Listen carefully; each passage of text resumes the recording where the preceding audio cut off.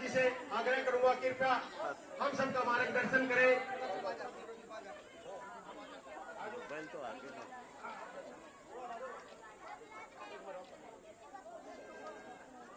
जोरदार तालियों से स्वागत कीजिए साथियों।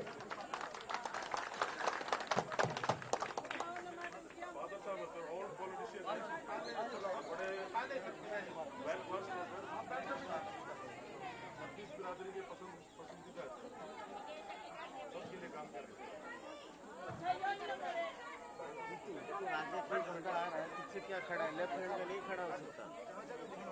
क्या बोल रहा है? गोगड़ीपुर वासियों, अभी जैसे प्रचार का अभियान चल रहा है, जो थोड़ा लोकसभा के चुनाव का ये प्रचार चल रहा है, तो इसमें कई बड़ी सभाएं भी की हैं, कुछ हमने कर ली, कुछ अभी और नेताओं के आएंगे, अपने प्रधानमंत्री, गृह मंत्री या हमारे जो राष्ट्रीय अध्यक्ष हैं या रक्षा मंत्री हैं, इस प्रकार की सभाएं सब पूरे प्रदेश में होंगी। साथ में अब हमारे सब कार्यकर्ता एक एक बूथ पर जाकर के संपर्क करने का काम कर रहे हैं। कल सारा दिन भी यही काम किया था। सभी लोगों ने, चाहे हमारे बड़े नेता हैं, चाहे हमारे छोटे अधिकारी हैं, सब ने ये काम किया। और कल की जो मुझे जानकारी मिली है, अंदाजा है लगभग 7,000 बूथों में कल हम जा चुके हैं, 20,000 में से। ऐसे आज भी 7-8-10,000 बूथ आज भी होंगे। कुछ बच्चे कुछ होंगे तो एक आधे बाद हो जाएंगे। हमारा एक टारगेट है कि हर एक बूथ के एरिए में बड़े से बड़ा नेता भी और सामान्य भी जाए। आज मुझे मौका मिला है कि आपके गोगड़ीपुर बूथ में बूथ नंबर है 89 नंबर बूथ है ना सबका। कौन कौन 89 के? हमारा ये तो बूथ अध्यक्ष है। बूथ अध्यक्ष है भाई सुरेश प्रजापति। हर एक बूथ की टीम है। बूथ के पालक है राजेंद्र जी चौहान। BLA 2 है मोहित वाल्मीकि। अच्छा वाल्मीकि ये मोहित है। तो ऐसे ऐसे नौजवानों को हमने एक बूथ का काम दिया है और ये अपने अपने बूथ पर आप लोगों के पास जाएंगे। आपके यहाँ प्रचार सामग्री है वो पहुंचाएंगे, वोट की भी बात करेंगे और आखिरी दिन जिस दिन पोलिंग है उस दिन सब इन्हीं के जिम्मे रहेगा कि जाकर के पोलिंग पर अपने अपने वोट सबके वोट डलवाते हैं। तो सारी व्यवस्था हमने कर दी है। यहाँ जो 4-5 बूथ हैं उसके भी चार्ज बढ़ा रखे हैं, जिसको शक्ति केंद्र कहते हैं। शक्ति केंद्र के प्रमुख हमारे राजेंद्र चौहान, ये राजेंद्र चौहान जी हैं। और ऐसे ही उसके इनके सहायक है सुबह सिंह कश्यप। आए क्या? ये सुबह सिंह जी कश्यप है। पालक है विपिन मान। आप इस बूथ को कितने बूथ है इसमें? शक्ति केंद्र में 4 बूथ है। 4 बूथों का ये इंचार्ज है। यहाँ पे देखो कि ऐसी सारी व्यवस्था पूरे हरियाणा में लाखों कार्यकर्ता ऐसे लगे हुए। हर बूथ पर भी हमने एक पन्ना, जिसमें 60 वोट होते हैं, उसका पन्ना प्रमुख बना रखे। या पन्ना प्रमुख बढ़ते हैं, कितने हैं पन्ना प्रमुख? आप इस बूथ पर 16 है। हाँ, तो हर एक पर 15, 16, 12 इतने पन्ना प्रमुख है। तो ये सारी टीम जो है काम करने वाली है। हम तो आपके बीच में इसलिए आए हैं कि आज हमें भी हर एक बूथ पर जाना है तो आपके दर्शन हो जाए और मैं वोट की अपील करूँ। क्योंकि जैसे किसी के घर में शादी होती है ना, यानी पड़ोस में हो या रिश्तेदार के घर हो, तो 5-7 दिन पहले हम भी, शादी तो दूसरे पड़ोस के यहाँ है या फिर रिश्तेदार के यहाँ है, हम भी इंतजार करने लगते हैं इस बात का 5 दिन पहले क्या आएगा? कार्ड आएगा। कार्ड मान लो नहीं आया तो हम ब्याह में जाए क्या? अच्छा, क्यों नहीं जाते? बुलाया नहीं। अभी रिश्तेदार तो है, शादी भी है, ना बुलाए तो क्या फर्क पड़ता है? ना बुलाए अगर हम जाएंगे तो क्या हो जाएगा? यही बात वोटर की होती है। मुझे पता है गोगड़ीपुर के सारे वोटर बीजेपी के हैं। अगर मांगने नहीं आऊंगा तो वोटर कह सकते हैं ना, कह सकते हैं ना, देखो वोट मांगने के लिए नहीं आए, इतने बड़े आदमी हो गए। कह तो सके जी, फिर भी वोट देंगे सर, आप आओ ना। नहीं, देखो मेरा फर्ज है कि वोट मांगना है। तो मैं आज आपसे अपील करने आया हूँ कि 25 मई को ज्यादा संख्या में, और अपने घर के सारे वोट, कोई बाहर भी गया हुआ हो उसको भी बुला लो, ठीक है ना। क्योंकि वोट डालना ये हमारा जैसे लोकतंत्र है उसका अपना एक अधिकार है हमारा। और ये वोट 5 साल बाद लोकसभा का आना है, ठीक है, विधानसभा का अलग आएगा, पंचायतों के भी आएंगे, बाकी सब होंगे, लेकिन पार्लियामेंट का वोट का मतलब ये है हमारे देश की सरकार को कौन चलाए। देश की सरकार में काम करने वाली पार्टियां या हमारे नेता, उसमें हमने पसंद करनी है कौन सी पार्टी अच्छी है, कौन सा नेता अच्छा है। और इस बारे में मैं जो कहने आया वो ये कहने आया हूँ कि अपने देश के नेता, इस समय के जो अपने प्रधानमंत्री हैं, बहुत ही ऐसे काबिल तारीफ है। पिछले 10 साल में इतने काम कर दिए कांग्रेस ने 55-60 साल में भी नहीं किए, ये कि नहीं। अच्छा, कोई बता सकते हो कि प्रधानमंत्री ने पिछले 10 साल में क्या क्या बड़े काम किए, बताओ। हमारे देश का इंफ्रास्ट्रक्चर बढ़िया बना दिया सर। देश का इंफ्रास्ट्रक्चर, यानी इंफ्रास्ट्रक्चर का मतलब है सड़कें, हाईवे इतने बना दिए कि जहाँ 4-4 घंटे जाने में लगते थे वहाँ आदमी 1.5-2 घंटे पहुँच जाता। लगभग करप्शन सबसे बड़ी बात खत्म ही हो फॉरेन गया। पॉलिसी में बढ़िया काम हुआ है। फॉरेन पॉलिसी भाई देखो, आप तो बहुत पढ़े लिखे लोग हैं, जरा बाकी लोगों को विदेश नीति में दूसरे देशों के साथ कैसे ताल्लुकात होने चाहिए, मैं कह रहा हूँ जरा लोगों को मत बताओ, लोगों से पूछना मैंने, यहाँ से ठीक है। वही तो सड़कें बहुत बढ़िया बनाए, राम मंदिर बनया सर, राम मंदिर बने, धारा 370 समाप्त हुए सर। यानी 370 का विषय आपको बताता हूँ। ये नेहरू जी ने 1947 में जब देश आजाद हुआ था, उस समय जो संविधान बनाया था, उनमें नेहरू जी भी मेंबर थे, उन्होंने ये 5 काट दी थी। 5 समझते ना, सब जाना।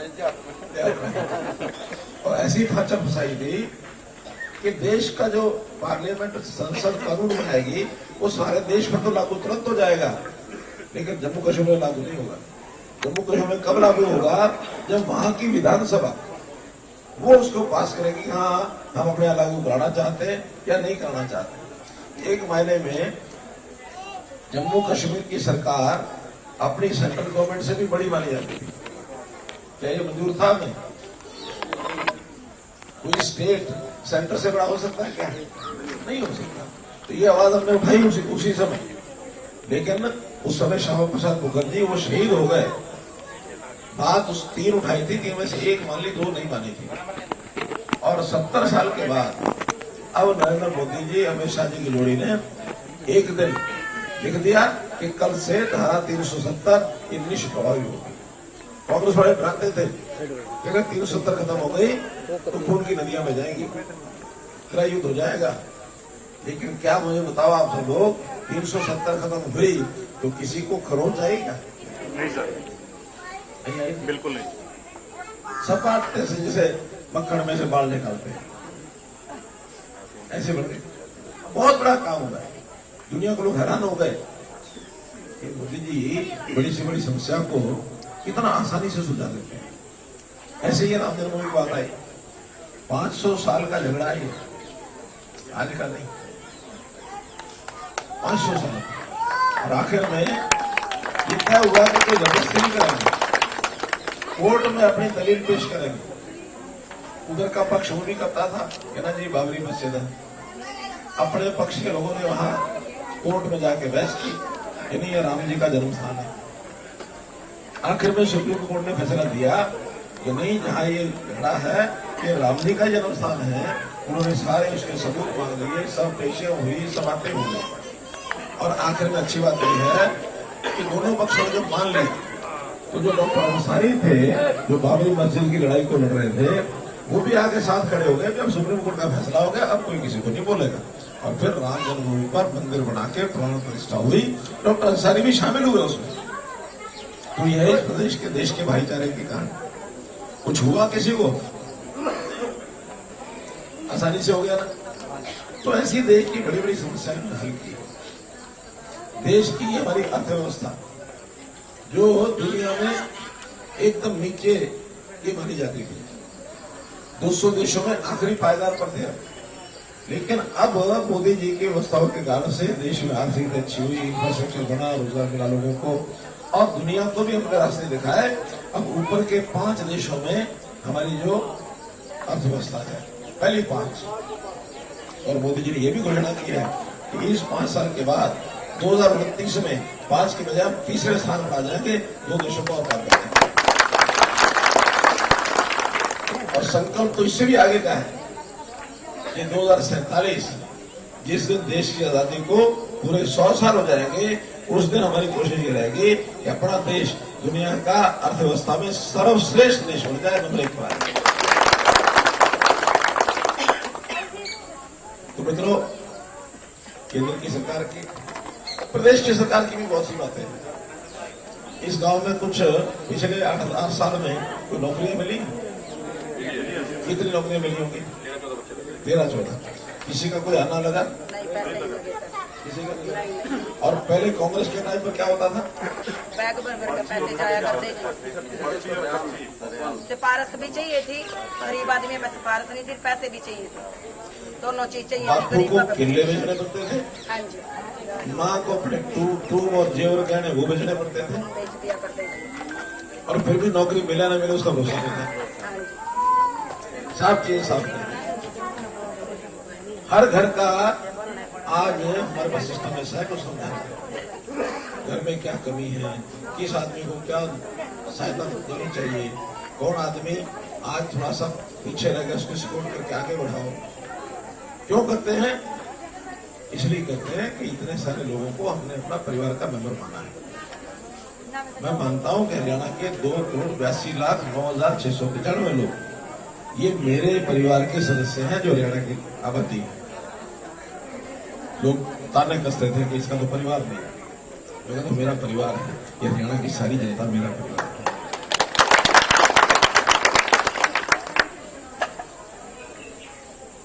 तो मित्रों, आज तो इतना ही, क्योंकि कुछ और 1-2 जगह और भी जाएंगे, और फिर 5 गांव मेरे और भी, 4 गांव और भी हैं। दोपहर तक सारे हरियाणा में सब काम लगे हैं। आप आए, 25 मई को आप लोग ध्यान रखना, ज्यादा वोट करना, और 4 जून को इतने वोट डाल दो मशीनों में कि 4 जून को मशीनें भी एक बार तो हिल जाए। क्या कमाल कमाल कमाल कमाल।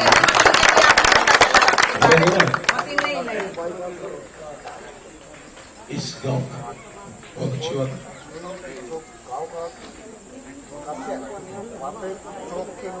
कोई बात नहीं, आप बस ठीक है, आप उसकी कॉपी हमें देना।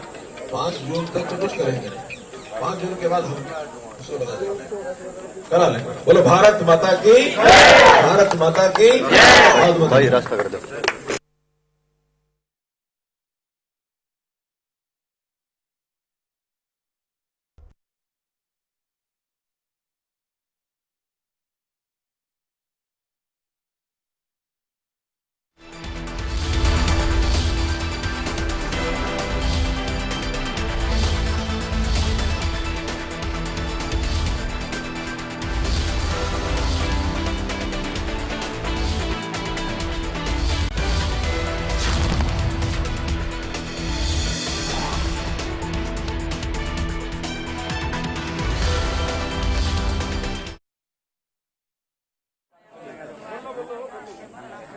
अरविंद केजरीवाल कह रहे हैं अमित शाह को पीएम बनाएंगे, उनके लिए ठीक है ना। ये काम करता है कि हमारे अपना काम हमारा है, हमारी पार्टी के नेतृत्व का है, और संविधान में कहीं किसी प्रकार की जरूरत नहीं है तो कौन आदमी कब तक प्रधानमंत्री रहेगा। और मान लो अमित शाह जी से भी आप पूछेंगे, अमित शाह जी बताएंगे कि प्रधानमंत्री कब रहेगा। प्रधानमंत्री हमारे नरेंद्र मोदी जी इस बार भी रहेंगे, और अगली बार भी आगे बढ़ेंगे। बीजेपी प्रभारियों की रिपोर्ट आई है रोहतक और सिरसा में कड़ी फाइट।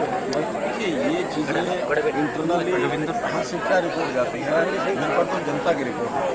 तो अगर मिलते कि 90 लगभग हो गया आगे कई मैं गया हूँ, कई मुख्यमंत्री गए हैं, और अभी भी जहाँ कहीं कोई कार्यक्रम होते हैं उसमें स्पेशली बुलाते शुरू हो जाता हूँ। हमारी हर लोकसभा में कहीं कम ज़्यादा मार्जिन हो सकता है। दीपक बाबरिया हैं, कांग्रेस के प्रभारी हैं, वो कह रहे हैं कि विधायकों का प्रदर्शन करना चाहिए राज्यपाल के आगे कि पूरे करना ही चाहिए, उनको करना ही चाहिए। उनसे पहले हमने यानी राज्यपाल जी ने तो लिस्ट मांगी, वो लिस्ट लेना नहीं कतरा रहे हैं। उनको लगता है कि ऐसा ना हो कि उनके 30 में से 2-4-5 गायब हो जाए और साइन ना कर पाए। बीजेपी की भगदड़ तो आपने देख ही ली है, इसलिए अब तो वो कटघरे में फंस गए हैं। अच्छा होता कि इस विषय को ना उठाते, उठाया है तो हम कहेंगे यहाँ अपने विधायकों को प्रेरित कराओ, और अगर आपके पास संख्या ज़्यादा है विधानसभा के वोट में उपस्थित भी होगा, सब होगा।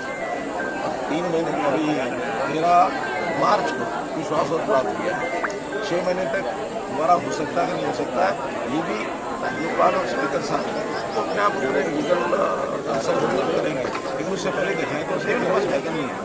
कांग्रेस में लड़ाई हुई है, भूपेंद्र सिंह हुड्डा करनाल में एक सम्मेलन करने जा रहे हैं जिसमें वो कह रहे हैं कि सरपंच और एक्स सरपंच सभी उनके साथ हैं। तो सम्मेलन करेंगे, उसके बाद बात करेंगे कितने उनके साथ हैं, कितने भाई साहब। आपसे कितने जेजेपी के विधायक मिले? आपको पता ही है 3 या 4। आपको पता ही है, मेरी बहुत लोगों से बात हो रही है, लगभग 6 विधायकों को मान के रखा होगा। डिसाइड हो गया पहले जाने में।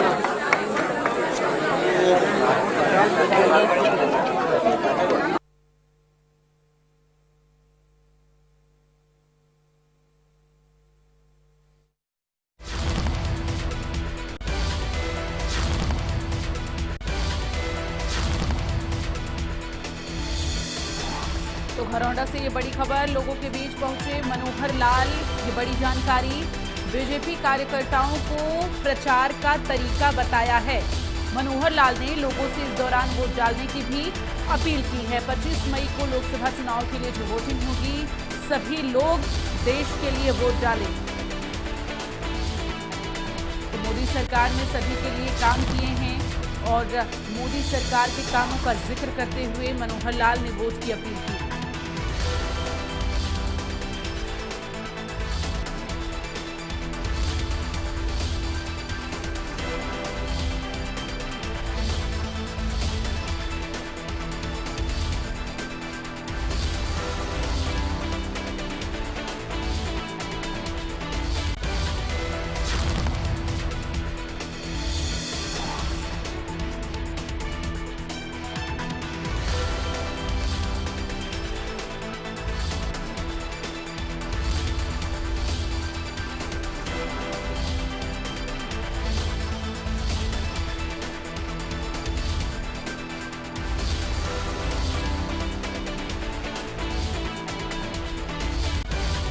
से ये बड़ी जानकारी दे रही हैं, जहां मनोहर लाल की मौजूदगी लोगों के बीच देखने को मिली। आपको बता दें कि कार्यकर्ताओं को चुनाव प्रचार का तरीका बताया और इसके साथ ही लोगों से वोट डालने की अपील की है।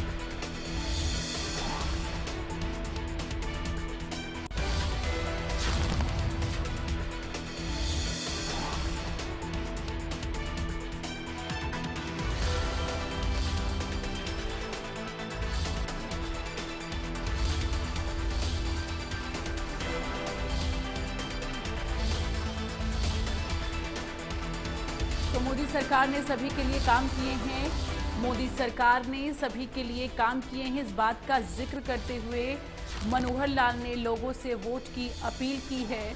आपको बता दें कि 25 मई को हरियाणा प्रदेश में लोकसभा चुनाव 10 की 10 सीटों पर होंगे और जिसके लिए लगातार चुनाव प्रचार किए जा रहे हैं। ऐसे में घरौंडा पहुंचे मनोहर लाल ने लोगों से वोट की अपील की और इस दौरान कार्यकर्ताओं को, जो बीजेपी के कार्यकर्ता हैं, उन्हें चुनाव प्रचार का तरीका भी बताया है। इसके साथ ही मोदी सरकार के कामों की सराहना करते हुए, उसके बारे में उसका जिक्र करते हुए जनता से वोट की अपील की है। तो पीएम मोदी ने लोगों के लिए काम किया है, इस बिहाफ पे वोट की अपील करते हुए मनोहर लाल जनता के बीच नजर आई। आपको बता दें कि करनाल से बीजेपी के प्रत्याशी हैं मनोहर लाल, जो कि लगातार चुनावी मैदान में इस वक्त चुनावी हुंकार भरते हुए नजर आ रहे हैं। लोगों से बीजेपी प्रत्याशियों के समर्थन में वोट की अपील करते हुए नजर आ रहे हैं। घरौंडा पहुंचे मनोहर लाल ने लोगों से वोट की अपील की है।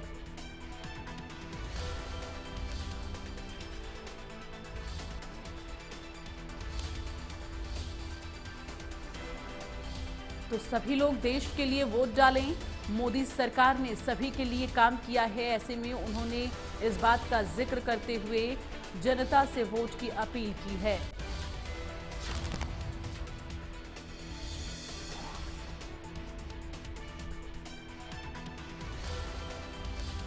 तो घरौंडा पहुंचे मनोहर लाल ने बीजेपी कार्यकर्ताओं को चुनाव प्रचार का तरीका बताया, लोगों के बीच किस तरह से पहुंचना है, चुनाव प्रचार कैसे करना है, तमाम अहम बिंदुओं को जो है बारीकी से बताया और इसके साथ ही लोगों के बीच पहुंचकर वोट की अपील करते हुए मनोहर लाल नजर आए। आपको बता दें कि हरियाणा प्रदेश में 25 मई को सभी 10 की 10 लोकसभा सीटों पर वोट डाले जाएंगे, जिसको लेकर लगातार जनता के बीच मनोहर लाल पहुंच रही हैं। बीजेपी प्रत्याशियों के समर्थन में वोट की अपील करते हुए नजर आ रहे हैं। फिलहाल घरौंडा जब पहुंचे मनोहर लाल, वहां पर जोरदार स्वागत किया गया उनका और इस दौरान जनता से वोट की अपील करते हुए मनोहर लाल नजर आए।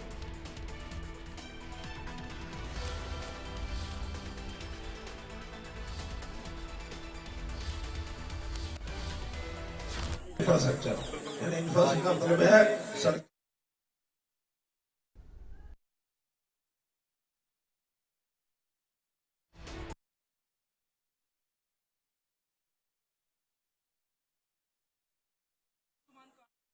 पढ़े लिखे लोग हैं जरा बाकी इंफ्रास्ट्रक्चर यानी इंफ्रास्ट्रक्चर का मतलब है सड़कें, हाईवे इतने बना दिए कि जहाँ 4-4 घंटे जाने में लगते थे वहाँ आदमी 1.5-2 घंटे में पहुँच जाता है। लगभग करप्शन सबसे बड़ी बात खत्म ही हो फॉरेन गया। पॉलिसी में बढ़िया काम हुआ है। फॉरेन पॉलिसी भाई देखो आप तो बहुत पढ़े लिखे लोग हैं जरा बाकी लोगों को विदेश नीति में दूसरे देशों के साथ कैसे ताल्लुकात होने चाहिए? मैं कह रहा हूँ लोगों को मत बताओ, लोगों से पूछना मैंने, ठीक है भाई। तो सड़कें बहुत बढ़िया बनाए, राम मंदिर बना सर, राम मंदिर बने, धारा 370 समाप्त हुई है सर। यानी 370 का विषय आपको बताता हूँ। ये नेहरू जी ने 1947 में जब देश आजाद हुआ था, उस समय जो संविधान बनाया था उसमें नेहरू जी भी मेंबर थे, उन्होंने ये फांचर काट दी थी। फांचर समझते ना, सब जाना और ऐसी फांचर फंसाई थी कि देश का जो पार्लियामेंट संसद कानून बनाएगी वो सारे देश में तो लागू तुरंत हो जाएगा, लेकिन जम्मू कश्मीर में लागू नहीं होगा। जम्मू कश्मीर में कब लागू होगा? जब वहां की विधानसभा वो उसको पास करेगी, हाँ हम अपने यहाँ लागू कराना चाहते हैं या नहीं कराना चाहते। एक महीने में जम्मू कश्मीर की सरकार अपनी सेंट्रल गवर्नमेंट से भी बड़ी मानी जाती थी। क्या ये मंजूर था? नहीं। कोई स्टेट सेंटर से बड़ा हो सकता है क्या? नहीं हो सकता। तो ये आवाज हमने उठाई उसी समय, लेकिन उस समय श्यामा प्रसाद मुखर्जी वो शहीद हो गए। बात उस 3 उठाई थी, 3 में से 1 मान ली, 2 नहीं मानी थी। और 70 साल के बाद अब नरेंद्र मोदी जी, अमित शाह जी की जोड़ी ने एक दिन लिख दिया कि कल से धारा 370 इंग्लिश प्रभावी होगी। कांग्रेस वाले डरते थे कि अगर 370 खत्म हो गई तो खून की नदियां बह जाएंगी।